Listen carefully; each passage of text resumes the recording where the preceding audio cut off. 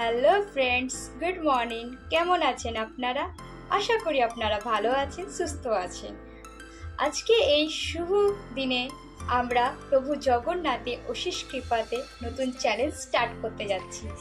আমাদের চ্যানেলের নাম হচ্ছে লাইফস্টাইল ম্যানুয়াল।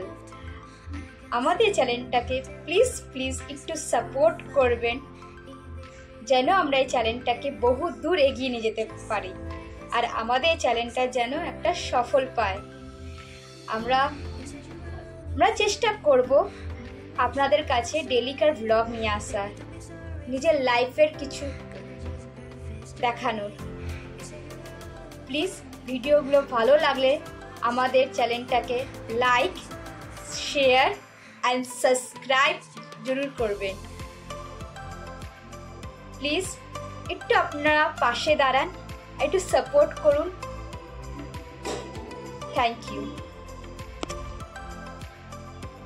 আজকে আমার ফার্স্ট ব্লগে আমি কিছু রান্নার ব্লগ দেখাবো আপনাদের কাছে।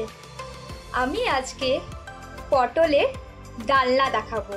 চলুন, লেটস গো। পটলের ডালনার জন্য নিয়ে নিলাম আমরা পটল, আলু। পটলটাকে ডুমো ডুমো করে কেটে সরালাম, তারপরে আলুটাকে ডুমো ডুমো করে কেটে রাখলাম। কাটার পরে কড়াইয়ে তেল দিলাম, তেল দিয়ে ভালো করে পটলগুলোকে ভেজে এর মধ্যে আলুটাকে নাড়লাম। আলুটা যখন লাল লাল করে ভাজা হয়ে যাবে, আলুটাকেও তুলে নেব।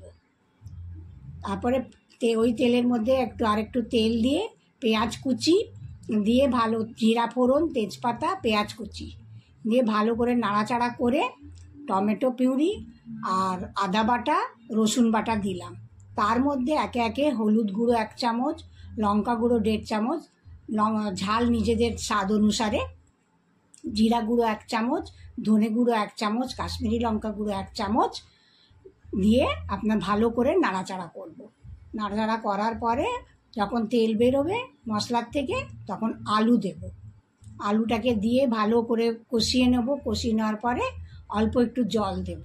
জল দিয়ে ঢাকা দিয়ে আলুগুলো সেদ্ধ হতে দেব। আলুগুলো যখন আধা সেদ্ধ হয়ে আসবে, তখন তার মধ্যে গরম মশলা আর পটল দিয়ে আবার ঢাকা দিয়ে দেবো। ঢাকা দেওয়ার পরে 10 মিনিট পরে আবার খুলে দেখব।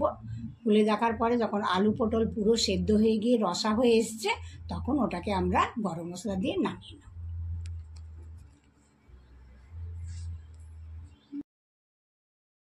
দেখতেই পাচ্ছেন আমাদের পটলের ডালনা রেডি।